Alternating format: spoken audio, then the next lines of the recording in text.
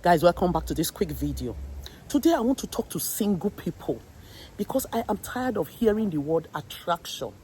Look, when you are dating or you want to date, stop focusing if you really want to date to marry, except you are just out to have fun.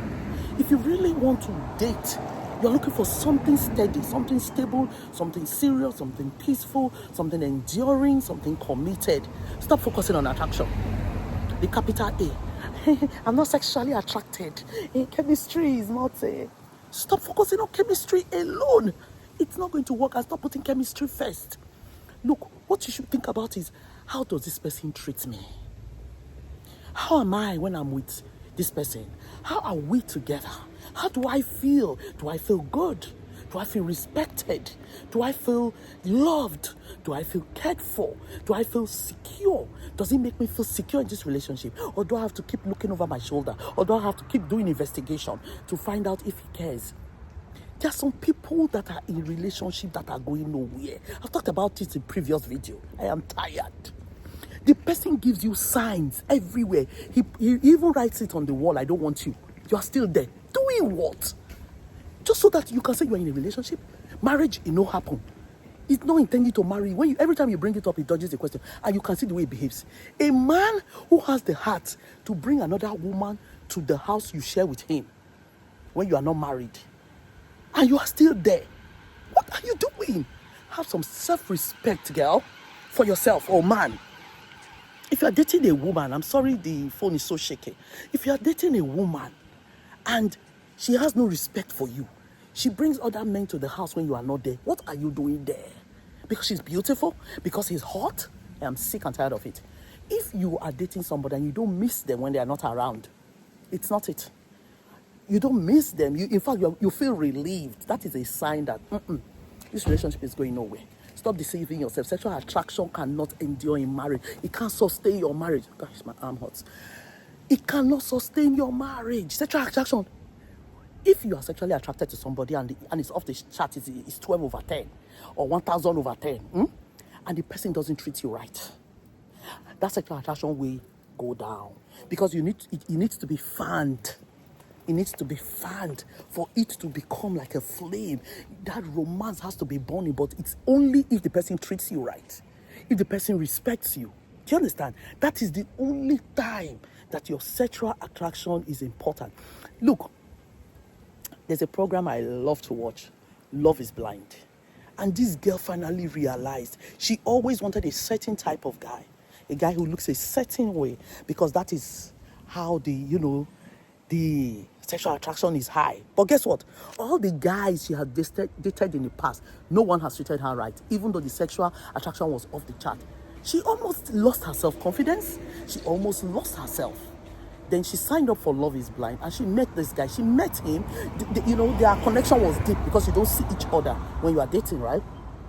And then she sees this guy and he treated her right. But there was this thing that was holding her back to give all of herself to him because she thought he's not the type I normally go for. Will this work?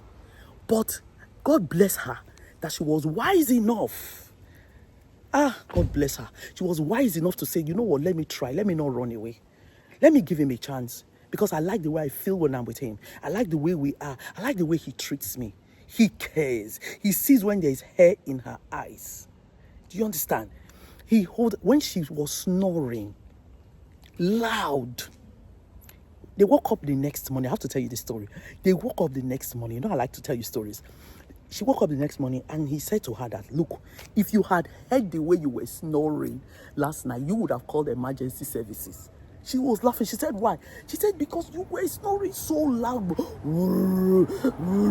He said, so I had to hold your mouth like this for 1 hour. She said, what?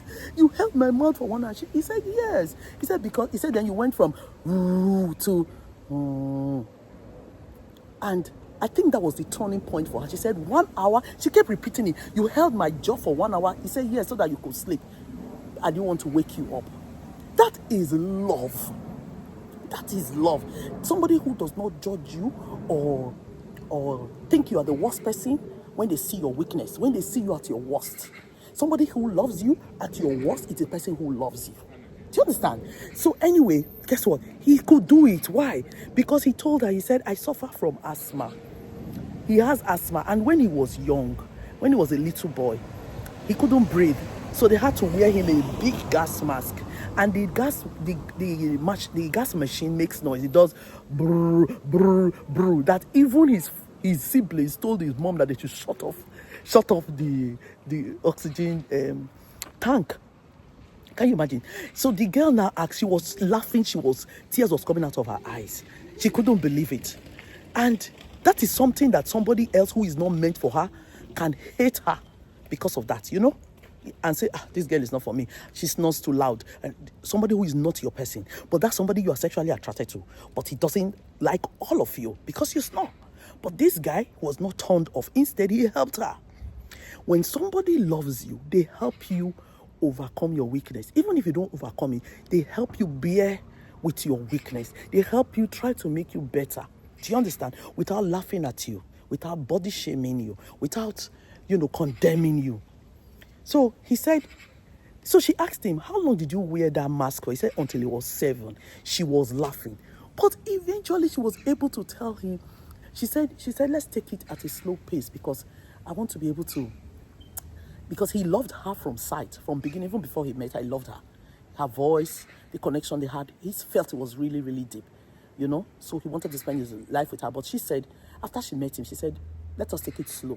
And he was patient with her. Until such a time that she said, because if she says, I love you, it's serious for her and she's not going anywhere. Until such a time as she was comfortable enough, he showed her, not just words with words, he showed her how much he loved her. And for that, she eventually came around and fell in love with him. So that is the example I want to give you today to say, look, it's not all about sexual attraction. She was the one that now said that, now she realizes that it's not about my body shaking when the first time I meet a guy. It's about how the guy treats me. It's about how I feel when I'm with him. It's about how we are together. It's about self-respect. It's about when he's not around, I miss him. It's about knowing who your life partner is. When you are praying, God, give me a life partner. God, give me a life partner. When he brings it, you turn your nose up and say, this is not the one. Because you already have an image in your head. I'm telling you today, remove that image from your head. So I hope next time, when you pray and you meet someone, the first thing you do is not going to be, no, there's no sexual attraction. It has to be, is this person right for me? Does this person treat me well? Do I treat the person well? How are we together? I pray that God will guide you, single people, in Jesus Christ's name, okay? Guys, I have my poem book is out. It was released on the 29th of July last week, Thursday, thereabout, right? Whatever, 29th. It was released and it is beautiful. You need to find it. Get the paperback and the hardcover. Guys, you will enjoy it. It's 100 poems. Actually, I made a bonus. It's over 100 poems that can last beyond 100 days. Until next time, like, share, subscribe. Get my book from Amazon, from Kobo, from everywhere, guys. All retailers have it. Until next time, it's your girl Stella. God bless. Jesus Christ love you. Bye.